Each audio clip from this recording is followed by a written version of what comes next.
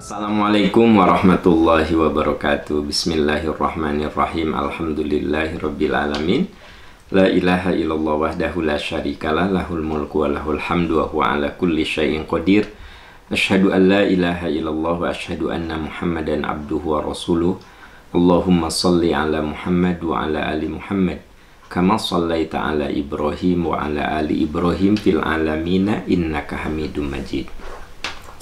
Alhamdulillah, sahabat percikan iman yang Allah muliakan, dengan izin Allah Subhanahu wa Ta'ala, pagi ini kita bisa bersilaturahmi, bermajlis taklim, saling menguatkan jiwa kita dengan iman, dengan takwa, dan semoga ini menjadi pupuk semakin tumbuh kembangnya iman kita. Bapak Ibu, sahabat percikan iman, pagi ini kita akan isi dengan bedah masalah. Ada beberapa masalah yang akan kita bahas dari perspektif ajaran Islam.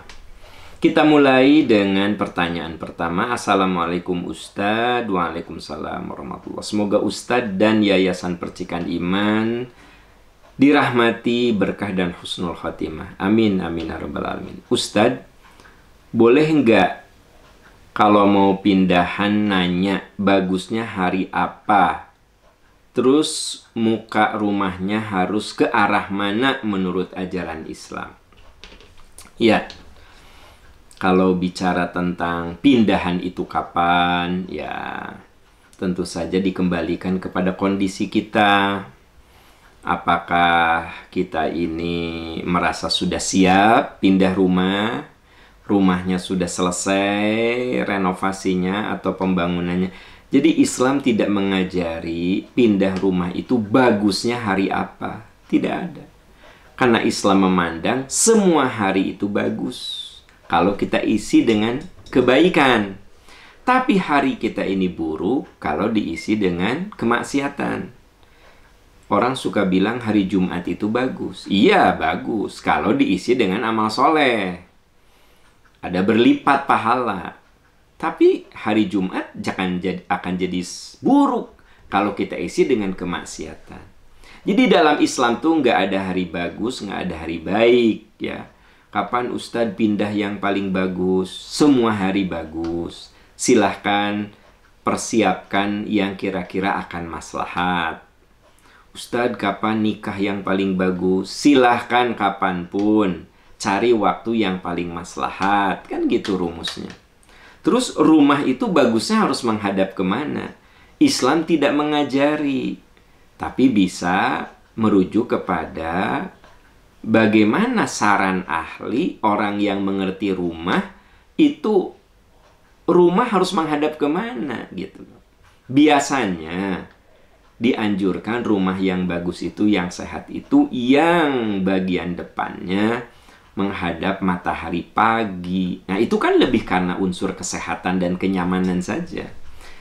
Emang rasanya segar gitu kalau kita punya rumah, ya. Matahari paginya itu masuk ke halaman, ke ruang tamu, ke ruang tengah. Nah, nyaman kan? Jadi kalau itu bukan kaitan dengan masalah agama.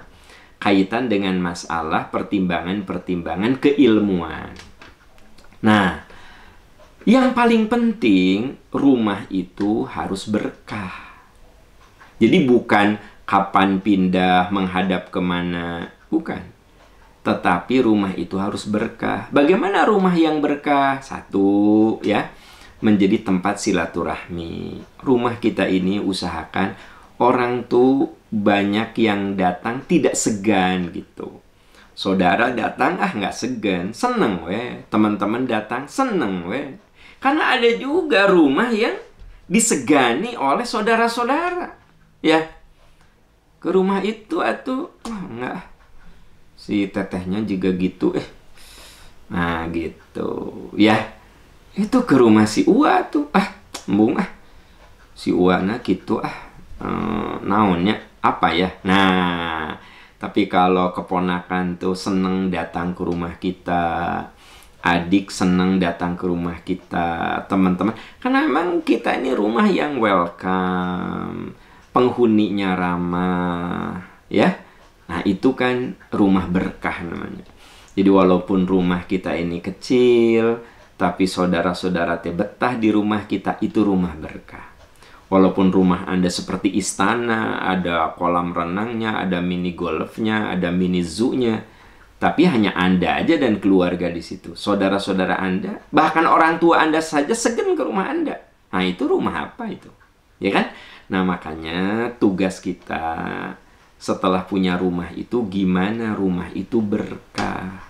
Ya, tentu saja berjuang untuk kita bersihkan halamannya. Jadi rumah kita itu dari luar udah tampak bersih.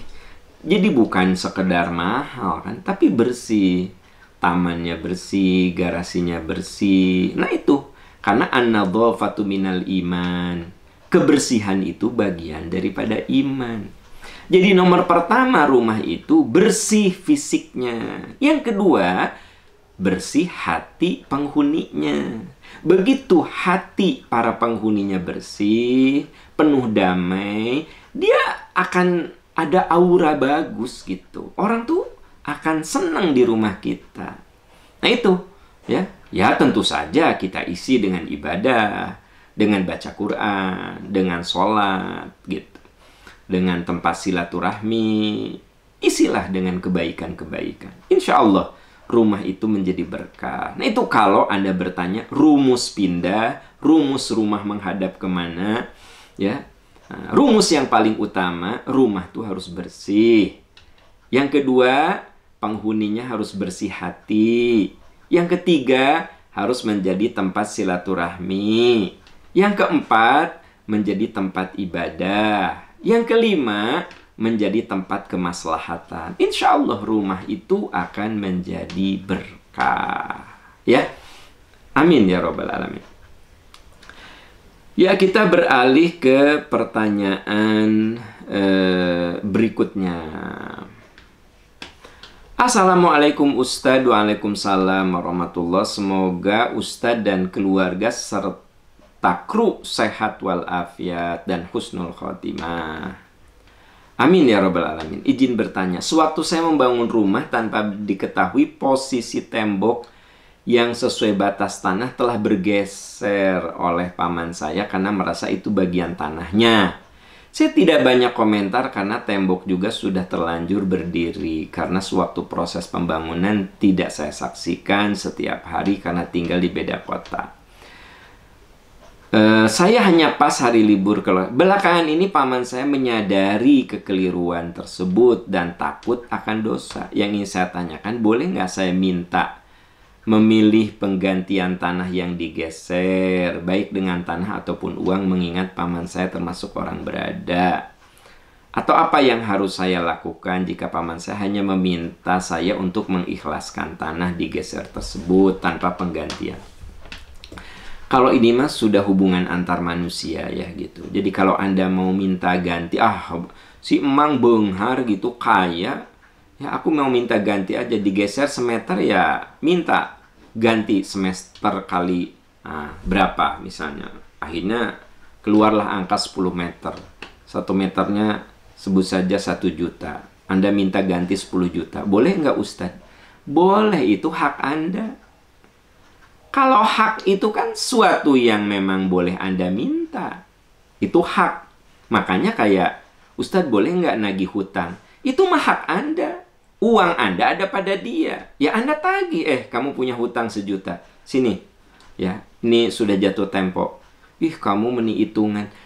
Bukan hitungan, itu hak gitu loh. Jadi kalau bicara hak tuh kita harus perjuangkan. Kalau Anda merasa bahwa hak Anda diambil, ya, atau Anda mengambil hak orang lain.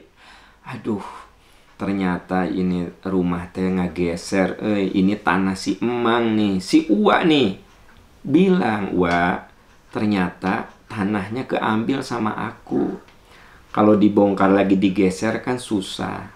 Wah gimana? Biar aku beli aja gitu. Kata si Uwa teh, geus atuh neng lah, eta mah ngasih, halal, selesai. Atau misalnya Uwa Anda yang melakukan itu, ya, ternyata tanah Anda terambil.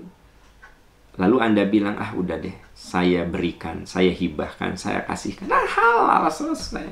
Jadi kebayang nggak hubungan antar manusia itu bisa selesai dengan mengislahkan. Ya, kebayang nggak Anda curi jam tangan saya? Jam tangan saya dicuri sama Anda. Tapi kemudian Anda datang ke saya, Pak Aam, hilang jam tangan ya, itu sama saya dicuri. Sama saya dijual karena saya ingin membiayai kuliah anak saya. Saya ikhlaskan. Udahlah, nggak apa-apa. Saya ikhlas. Ya. Maka Anda sudah tidak ada dosa kepada saya. Karena saya sudah mengikhlaskan. Padahal Anda mencuri barang saya. Kebayang nggak sama Anda? Nah, apalagi ini karena salah menghitung, salah pertimbangan, ya namanya manusia kan bisa saja keliru. Ini kayaknya punya tanah saya di garis teh. Ternyata udah jadi bangunan teh. Ya tanah orang lain keambil. Ngomong, diskusi, bahas. Sok kalau mau saya harus beli, saya beli. Kalau saya harus ganti, saya ganti. Nah gitu. Itulah hubungan antar manusia yang bisa diselesaikan dengan musyawarah. Wasyawirhum fil amr. Musyawarah. Jadi kita ini harus menjadi orang yang terbuka untuk musyawarah. Dan bukan berarti orang hebat itu orang yang kalau diambil haknya diinjak-injak tuh diam. Bukan. Ya. Jadi tidak salah kalau kita menuntut hak. Itu hak saya gitu. Ya. Nah jadi silahkan Anda obrolkan dengan paman Anda. Anda mau ikhlaskan boleh. Anda mau minta ganti dengan penggantian boleh. Atau kalau itu paman Anda mau mengikhlaskannya boleh. Ya kan? Atau ternyata paman Anda harus bayar sama Anda juga boleh. Silahkan itu dibahas, dibicarakan. Semua bisa diselesaikan dengan musyawarah. Wasyawirhum fil amr. Bermusyawarahlah. Dan kalau musyawarah itu harus ada iktikad baik dari semua pihak. Kalau tidak ada iktikad baik untuk menyelesaikan, ya makanya ada jalur hukum. Nah gitu. Jadi jalur hukum itu kenapa ada gitu loh. Kalau itu sejak zaman Rasul, kalau ada perselisihan yang tidak diselesaikan, maka datang ke qadhi, ke hakim gitu. Jadi segala sesuatu itu selesaikan dulu dengan musyawarah, dengan kekeluargaan. Tapi kalau kan ada orang yang udah masalah ngotot lagi, Anda tadi dilaporkan ke polisi, diperkarakan. Itu keponakan sampai memperkarakan pamannya. Ya karena kan hak si keponakan itu yang diambil oleh paman. Apakah salah? Salah kalau ujug-ujug main melaporkan. Tapi bahas dulu, bicarakan dulu, diskusikan dulu. Kalau udah mentok, udah masalah, ngotot lagi. Nah, udah dilaporkan. Dolim tidak? Tidak. Karena kadang-kadang orang sombong itu harus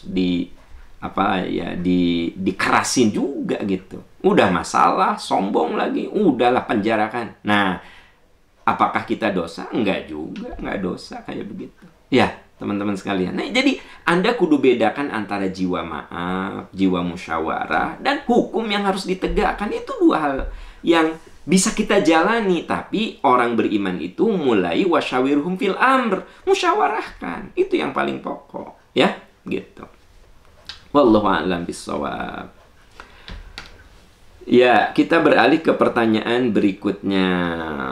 Ustadz izin bertanya, cara untuk menghitung zakat penghasilan. Jika penghasilannya tidak tetap, bagaimana Ustadz? Nah, ada rumusnya. Kalau penghasilan tidak tetap, Anda cukup bersedekah saja. Ya, atau berinfak.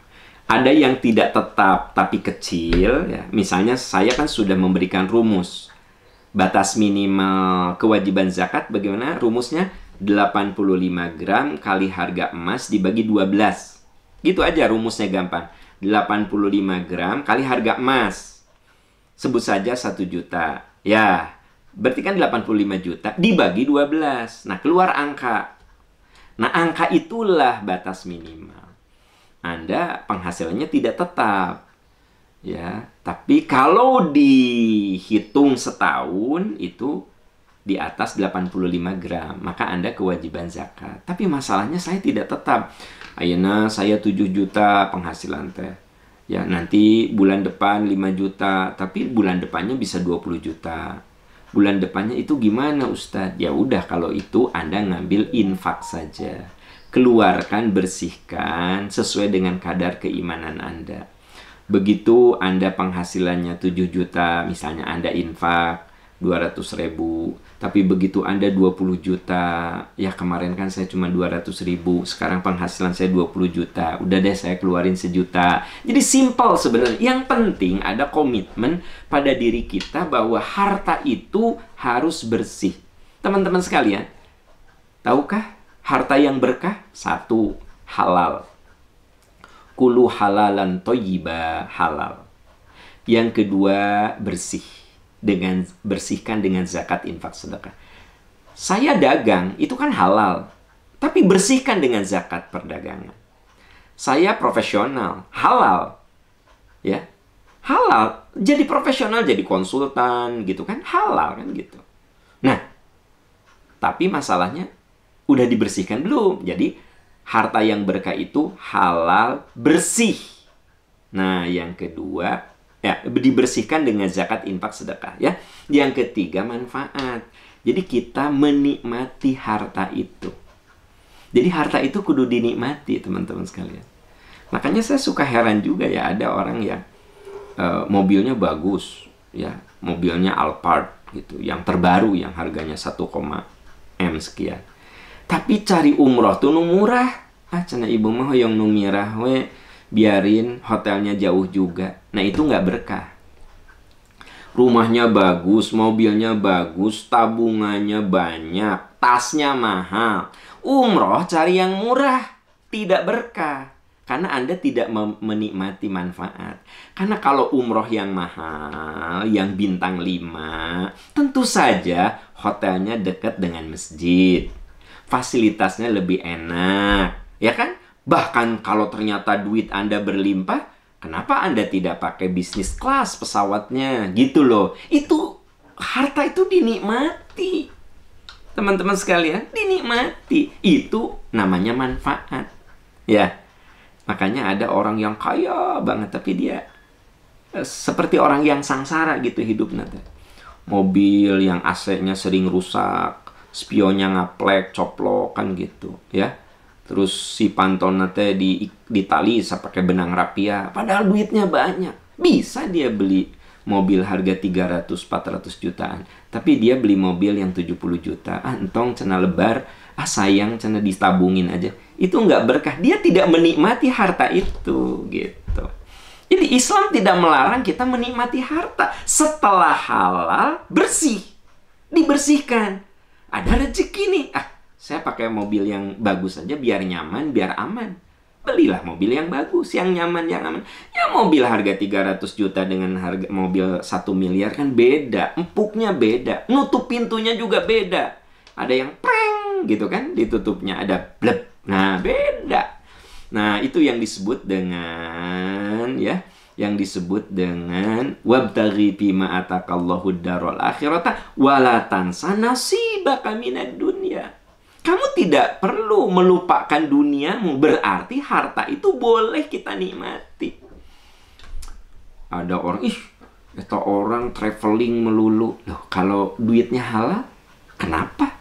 Apa yang salah? Ya, dia sudah berzakat, dia sudah berinfak, dia sudah berwakaf, dia sudah banyak berbagi sama orang. Berarti kan sudah dibersihkan. Ya, dia menikmatilah traveling ke seluruh dunia gitu. Terus kalau dia pesawat selalu pakai bisnis. Ya nggak gitu. Terus kalau pakai hotel selalu hotel berbintang. Apa yang salah dari orang itu? Kalau dia sudah melaksanakan kewajibannya zakat, infak, sedekah, wakaf sudah dilakukan. Yang aib adalah hotel bintang 5, nggak pernah zakat, nggak pernah infak, nggak pernah bantu orang, nggak pernah wakaf, tapi hidup dengan kemewahan. Itu yang tercela. Jadi yang tercela itu ketika hartanya tidak bersih, ketika hartanya didapat dengan cara haram. Tapi kalau hartanya didapat dengan cara halal, dibersihkan. Dibersihkan dengan zakat, infak, sedekah, maka orang itu berhak untuk menikmati apa yang sudah diikhtiarkannya. Ya nggak? Itu Islam. Itulah Islam. Indah, teman-teman. Gampang, aplikatif gitu, ya. Tapi paham, saudara saya mah dia memang hidupnya lebih suka sederhana. Dia mah lebih, daripada beli mobil yang 1 miliar, dia mah beli mobil yang 300 juta, yang 700 jutanya diwakafkan. Itu dahsyat pisan kalau itu. Ya nggak? Gitu. Itu dahsyat pisan, dahsyat banget gitu. Itu luar biasa, itu sudah advance kalau begitu, ya. Ya, Bapak Ibu, itu jawaban saya, wallahu a'lam bissawab, ya. Kita beralih ke pertanyaan berikut. Assalamualaikum Ustadz. Waalaikumsalam. Semoga Ustadz sehat, berkah, dan husnul khotimah, serta jamaah percikan iman selalu dalam kebaikan. Amin, amin ya rabbal alamin. Izin bertanya, kalau saya mau puasa ayyamul bid, ya, 13-nya berhalangan, apakah boleh hanya puasa 14 dan 15-nya saja, atau harus ditambah dengan 16-nya sehingga jadi 3 hari? Itu pertanyaannya. Oke, saya ingin jelaskan dulu tentang saum ayyamul bid. Ayyamul bid itu, ayyam itu hari, ya. Bid itu putih, maksudnya bulan purnama. Jadi kalau malam itu kelihatan bulan purnama yang terang gitu. Makanya disebut ayyamul bid. Awsani khalili bi thalathin la ada'ahunna hatta amuta. Ada 3 hal yang diwasiatkan oleh kekasihku, yaitu Rasulullah. Dan aku tidak akan meninggalkannya sampai aku mati. Dalam riwayat Bukhari.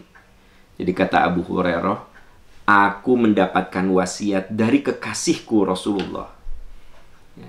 Aku tidak akan tinggalkan hatta amuta, sampai aku mati. Wasiat itu tidak akan aku tinggalkan. Apa? Saumi thalathati ayyamin kulli syahr. Puasa 3 hari di setiap pertengahan bulan. Wa sholatid duha, dan sholat duha. Wa naumin ala witrin, dan witir sebelum aku tidur. Nah, jadi kata Abu Hurairah, aku jaga 3 nasihat Rasul. Sampai mati aku tidak akan tinggalkan. Apa? Saumi thalathati ayyamin kulli syahr. Puasa 3 hari setiap pertengahan bulan. Terus yang kedua apa? Wa sholatid duha. Aku jaga sholat duha. Sholat duha minimal 2, ya. Boleh 2, boleh 4, boleh 6, boleh 12. 2 salam, 2 salam, 2 salam, terserah, ya. Anda bisanya 2, bisanya 4, bisanya 6. Tapi caranya 2. Wah, naumin ala witrin. Dan aku witir sebelum tidur. Makanya kalau kita mau tidur witir dulu boleh.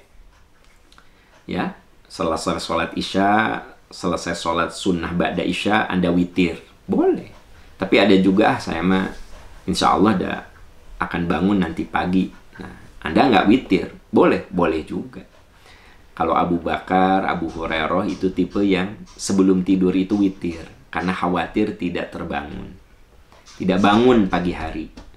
Kalau Umar bin Khattab itu tipe yang selalu bangun. Jadi gini, saya mah pokoknya mah nanti aja pas bangun tengah malam atau sepertiga malam. Nah, jadi artinya witir itu boleh Anda lakukan sebelum tidur atau ketika sekalian tahajud. Nah, jadi yang jadi sorotan di sini, puasa 3 hari itu di pertengahan bulan adalah saum yang sangat dianjurkan, ya. Lalu di dalam hadis Imam An-Nasai, Ibnu Abbas mengatakan, karena Rasulullah Shallallahu Alaihi Wasallam la yubtiru ayyamal bidhi fi hadarin wala safarin. Kata Ibnu Abbas, Rasulullah itu sangat menjaga puasa pertengahan bulan. Baik ketika beliau fi hadarin, ketika beliau ada di negerinya, au safarin, atau ketika beliau safar. Jadi Nabi itu kalau mau safar, mau tidak safar, kalau di pertengahan bulan, kata Ibnu Abbas, Rasul itu suka saum pertengahan bulan. Nah, Pertengahan bulan itu kapan? Ya Aba Dzarrin. Ya, ini ada hadis yang disampaikan oleh Abu Dzar karena Rasul bersabda kepada beliau, "Ya Aba Dzarrin, wahai Aba Dzar, idza sumta minasyahri thalathata ayyam." Kalau kamu puasa 3 hari pada pertengahan bulan, fasum, puasalah thalatha asyrata wa arba'a asyrata wa khamsa asyrata. Kamu puasanya 13, 14, 15. Jadi kalau Anda bisanya ternyata tanggal 13-nya berhalangan, ya nggak apa-apa. 14 dan 15. Jangan ditambahin, saya mah jadi 16. Enggak. Jadi yang namanya saum sunnah pertengahan bulan itu, afdolnya 3-3-nya. Ya, 3-3-nya apa? Thalatha asyrah, 13, arba'ata asyrah, ya.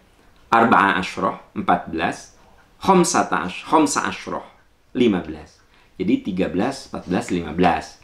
Ternyata Anda bisanya cuma 15-nya saja, silahkan. Anda bisanya cuma 14 dan 15-nya, silahkan. Anda bisanya cuma 13-nya saja, silahkan. Ma la yudroku kulluhu, la yudroku kulluhu. Kalau kita tidak bisa melakukan secara utuh, ya lakukan apa yang kita bisa. Jadi Anda jangan nambah, ada saya mah puasanya dari tanggal 14, 15, tambahin aja tanggal 16. Jangan. Kecuali tanggal 16-nya jatuh hari Kamis. Nah, Anda nawaitunya saum Kamis, kan begitu. Ya nggak? Nah, jadi teman-teman sekalian, yang namanya saum pertengahan bulan itu bukan berarti 3-3-nya harus. Kalau 3-3-nya itu afdol. Anda bisanya cuma 1 hari, ya if'al, lakukan. Ya. Kalau bisanya 2 hari, ya silakan lakukan. Karena ada rumus dalam usul fikih, ma la yudroku kulluhu, la yudroku kulluhu. Nah, itu persis seperti saum Senin Kamis. Ustadz, saya bisanya cuma Senin aja, Kamisnya enggak. Ya enggak apa-apa tuh. Jadi yang namanya Senin Kamis itu bukan berarti bersyarat. Ya, kenapa kamu puasa Kamis, habis Seninnya aku puasa? Kenapa kamu nggak puasa Kamis, habis Seninnya enggak? Jadi kesannya itu bersyarat gitu. Enggak bersyarat. Anda bisanya Senin saja, boleh. Anda bisanya Kamis saja, boleh gitu. Aku tuh bisanya kalau puasa Senin Kamis teh cuma Senin aja bisanya. Kenapa gitu? Kalau Kamis teh di kantor suka ada rapat, suka ada meeting. Nah, nggak enak juga ya aku teh. Nggak enak sama teman-teman lah, biasanya suka tukeran gantian gitu, suka saling traktir. Nah, jadi aku tidak puasa Kamis karena ada meeting. Boleh, nggak apa-apa. Aduh, ada tamu, kayak Kamis saya nggak puasa. Anda dapat pahala dua-duanya. Kenapa? Menghormati tamu dan Anda nawaitu puasanya dapat.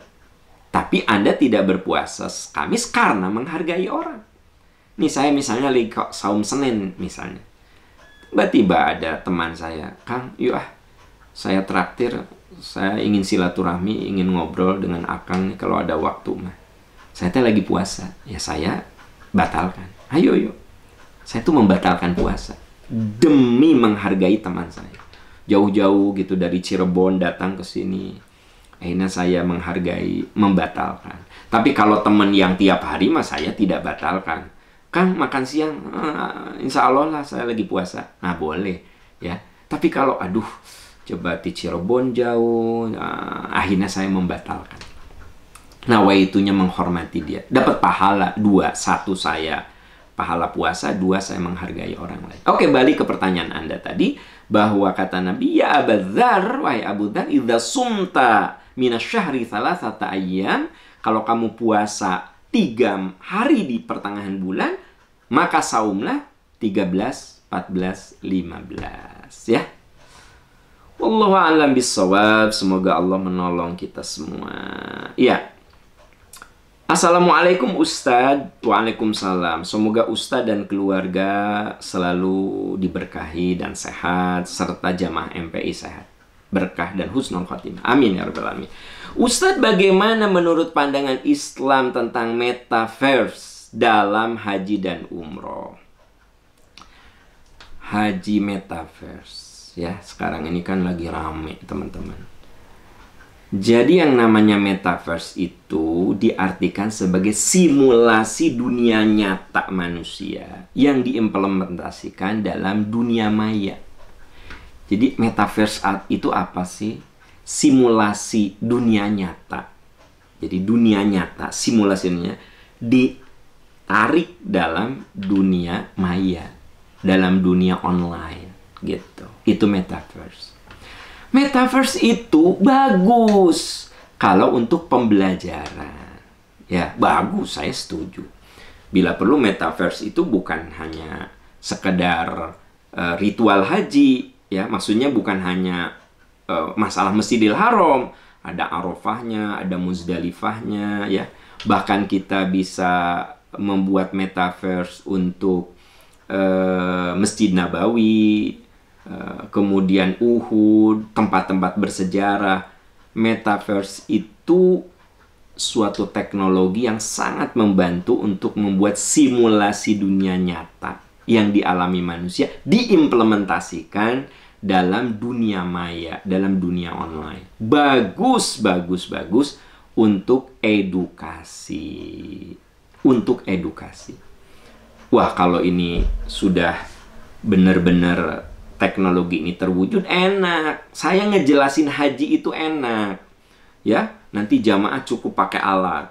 Bapak Ibu, kita memasuki Masjidil Haram. Nah, masuk ya. Nah, inilah Ka'bah. Kita baca Allahumma antas salam wa minkas salam fahayyina rabbana bis salam. Itu real, seolah-olah ada orang lain tawaf, ada segala macam. Ya, sa'i, ya, selesai sholat di maqam, selesai tawaf, sholat di maqam Ibrahim, itu seperti real, ya, augmented reality, ya kan gitu. Jadi seperti realitas yang nyata, tetapi ya dia itu bersifat maya, kan gitu. Pakai alat di sini, ya, pakai kacamata khusus, kan gitu. Kalau saya setuju, kalau untuk edukasi.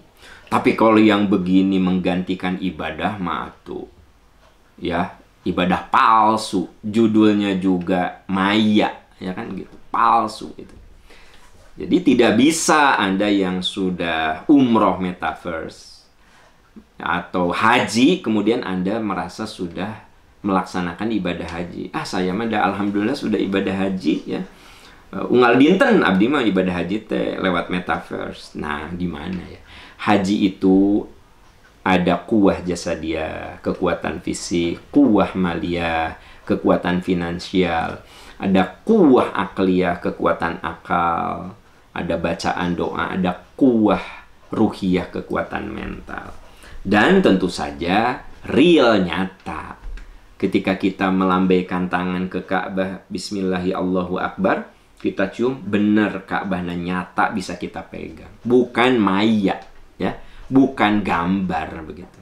Ya, kalau orang bilang metaverse itu bisa menggantikan haji dan umroh, dusta itu, ya kan? Tapi kalau itu hanya sebagai sarana untuk edukasi, bagus. Baguslah sekarang, ya kan, sekarang dengan teknologi kan enak. Saya kalau ngejelasin manasik itu harus dengan foto, dengan video, ya kan gitu. Nah, ibu bapak, ini Arafah. Inilah suasana Arafah, putar video, ya kan gitu. Nah, inilah suasana tenda, foto-foto tenda di Mina gitu. Coba kalau metaverse. Bagaimana simulasi dunia nyata manusia diimplementasikan di dunia maya. Nah, itu kan lebih hebat, ya kan? Tapi catat, untuk edukasi, untuk pembelajaran. Tapi untuk nyata mah nggak bisa tuh, ya, nggak bisa. Karena yang namanya ibadah itu ada syarat, ada rukun, gitu. Ya, ada aturan-aturan yang tak tergantikan oleh dunia maya, gitu. Ya, saya suka sepedahan, teman-teman. Sepedahan. Dunia maya seluruh dunia, kan gitu. Wah, yang dari Jerman, Inggris, Prancis, Indonesia, sepeda gitu kan. Dan itu nyata gitu loh. Nyata dalam arti ketika di sebelah saya itu ada sepeda, emang dia tuh lagi bersepeda di rumahnya. Mungkin di ujung Berung, mungkin di Cianjur ya, mungkin di Eropa, mungkin di Amerika, mau di mana gitu. Kalau saya tempatnya itu ngambil di Jerman misalnya, maka kiri kanan saya yakin orang Jerman. Ya nggak? Kalau ternyata Anda orang Cirebon itu ikut juga di medan itu, bareng dengan saya. Kan udah biasa dalam bidang olahraga. Wong saya aja bisa bersepeda di dunia maya, dan saya bisa ada teman-teman yang lain, nggak usah kemudian bareng-bareng kumpul di ujung Berung terus sasapedahan kemana, ke Lembang. Di Lembang ayah tukang kupat tahu ya kan gitu, kupat tahunya habis 2 porsi, udah gitu naik lagi sedikit ya gitu. Ayah tukang mie kocok, makan mie kocok kan gitu. Tapi kalau di dunia maya ya, kalau kecepatan saya itu 20 km per jam benar. Kalau ketinggiannya itu 8 derajat benar, 10 derajat benar gitu. Ngos-ngosannya benar, sayanya gitu ya. Nah, tapi di monitor itu ya saya dunia maya. Kan di dunia olahraga udah ada begitu. Ya nggak? Yakinlah di antara Anda ada yang punya alatnya seperti itu, ada yang softwarenya banyak yang seperti itu. Ya nggak? Nah, sekarang ada masuk ke dunia ibadah, metaverse, haji. Ya nggak apa-apa, untuk edukasi, untuk proses pembelajaran, untuk pengetahuan, boleh. Tapi nggak bisa menggantikan ibadah. Nggak bisa menggantikan ibadah. Ya, nah gitu. Karena ibadah itu ada syaratnya, ada rukunnya, ada aturannya, dan sebagainya. Ya, gitu. Itu yang berkaitan dengan hukum haji metaverse. Wallahu a'lam bishawab. Ya. Oke, kita beralih ke pertanyaan berikutnya. Assalamualaikum Ustadz. Waalaikumsalam warahmatullahi wabarakatuh. Semoga Ustadz selalu sehat. Amin ya robbal alamin. Ustadz, apakah harus zakat bila tidak punya income lagi karena pensiun? Namun ada tabungan yang tabungan tersebut dipakai untuk kehidupan sehari-hari dan memang jumlahnya sudah melebihi nisab dan haul. Apakah wajib zakat, Ustadz, atau bagaimana? Sebenarnya mau dari uang pensiun, ya gini teman-teman rumusnya. Mau dari uang pensiunan, mau dari uang investasi, mau dari bagi hasil. Pokoknya rumusnya kalau sudah mencapai nisab, batas minimal, itu sudah kena zakat. Saya pensiun, ya saya sudah pensiun. Uang pensiun saya per bulan 4 juta. Kan nggak kena nisab kan? Nggak wajib zakat saya. Dari uang pensiun saya nggak wajib zakat. Kenapa? Tidak mencapai nisab, tidak lebih dari 7 juta uang pensiun saya. Gitu. Tapi saya punya sumber lain. Saya punya pertanian. Ya, saya harus zakat pertanian kalau sudah mencapai nisab. Atau saya punya penyertaan modal. Teman saya punya restoran, saya penyertaan modal di situ. Saya suka dapat bagi hasilnya. Ya, per bulan kadang 10 juta, 12 juta. Walaupun saya udah pensiun, tapi kan saya punya penghasilan dari bagi hasil. Ya, tidak melihat karena apakah orang yang pensiun itu gugur zakatnya? Enggak. Ya. Gugur zakat itu kalau tidak mencapai nisab. Dari uang pensiun saya nggak mencapai nisab, tapi dari sumber lain saya mencapai nisab, dan itu menjadi penghasilan rutin. Bagi hasil itu rutin. Tapi kalau misalnya saya sudah pensiun nih, dapat dari uang pensiun 4 juta. Nah, ada saat saya dapat rezeki sekali-kali saja. Ya. Karena saya punya keahlian, ada teman saya yang, "Kang, ini ada kerjaan nih. Ya kerjakan." Sama saya dikerjakan. Saya dapat honor 15 juta gitu ya. Nah, kan itu sudah melewati batas minimal. Nah, itu mah infak karena penghasilannya insidental. Jadi sederhana, penghasilan yang tidak rutin itu keluarkan infak. Ya. Penghasilan yang rutin dan mencapai batas minimal, ya, maka dia zakat gitu. Kalau penghasilan belum sampai minimal tapi Anda tetap ingin mengeluarkan, itu namanya sedekah. Kalau Anda sudah mengeluarkan yang wajib tapi Anda tetap ingin menambah pengeluaran kebaikan, itu namanya sedekah. Zakat saya per bulan 1 juta. Zakat penghasilan saya. Tapi udah deh, saya keluarin sampai 3 juta. Nah, berarti yang 2 jutanya itu sedekah gitu. Wah, saya punya tabungan nih. Ada program wakaf di Percikan Iman. Mati mah nggak akan dibawa itu tabungan. Saya bilang sama istri saya, "Mah, udahlah keluarin itu. Tabungan kita udah miliaran gitu. Udah keluarin 1 miliar tuh. Kar masjid ya. Biar bekal mamah jeung papah di alam barzah." Gitu.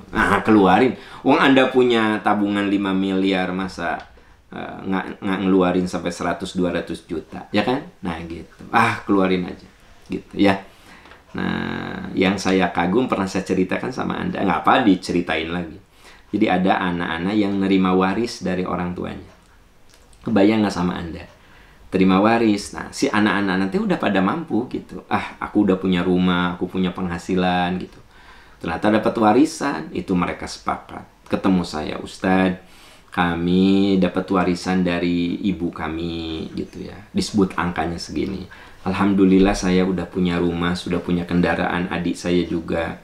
Ustadz, boleh nggak harta warisan ini tidak kami gunakan, tapi kami niatkan untuk wakaf dan diniatkan untuk orang tua saya?" Saya bilang, "Ya tentu saja boleh." Karena hal itu pernah ditanyakan oleh seorang sahabat, "Ya Rasulullah, inna ummi tulitat nafsah." Ya Rasulullah, ibuku meninggal. Walam tusi, dia tidak berwasiat apa-apa. Dan saya yakin dia itu rajin bersedekah. Afalah ajron intasodaktu anha. Saya boleh enggak bersedekah atas nama orang tua saya yang sudah wafat? Qala na'am. Iya. Orang tuamu dapat pahala, kamu dapat pahala. Ini Sahih Bukhari, teman-teman. Bukhari Muslim, bahkan. Riwayat Aisyah. Jadi kalau misalnya kita ini mengeluarkan rezeki, ya kan gitu, untuk membersihkan harta dengan zakat, infak, sedekah, tapi kemudian saya bertekad, saya punya tabungan, udah saya keluarin untuk wakaf. Atau yang tadi, ada anak-anak, saya kagum sekali ya, udah jarang Bu, Pak, orang gini ya, jarang gitu. Kenapa? Dia merasa dia anaknya nggak kaya-kaya banget gitu. Seneng lah. Gimana sih keluarga muda yang ya udah punya rumah, udah punya mobil, sedang tapi tidak kaya-kaya banget. Tapi yang saya kagum mereka sepakat uang warisan itu diwakafkan atas nama orang tuanya. Apa kata mereka? Biar untuk kebahagiaan ayah dan ibu. Kami sudah cukup ya dengan didikan, dengan arahan dari ayah bunda. Biarlah mereka dapat. Wah, saya nangis, Bu. Berlinang air mata saya. Karena tak semua anak bisa. Semoga anak-anak kita saroleh, balager, ya. Dermawan. Yuk kita berdoa agar anak-anak kita soleh, ahli surga. Dan kita semua sebagai anak. Mari kita berjuang menjadi anak-anak yang soleh. Amin ya Rabbal Alamin. Bapak Ibu sahabat tercinta, itu yang kita bahas. Subhanaka Allahumma wa bihamdika asyhadu an la ilaha illa anta astaghfiruka wa atubu ilaik walhamdulillahi rabbil alamin. Wassalamualaikum warahmatullahi wabarakatuh.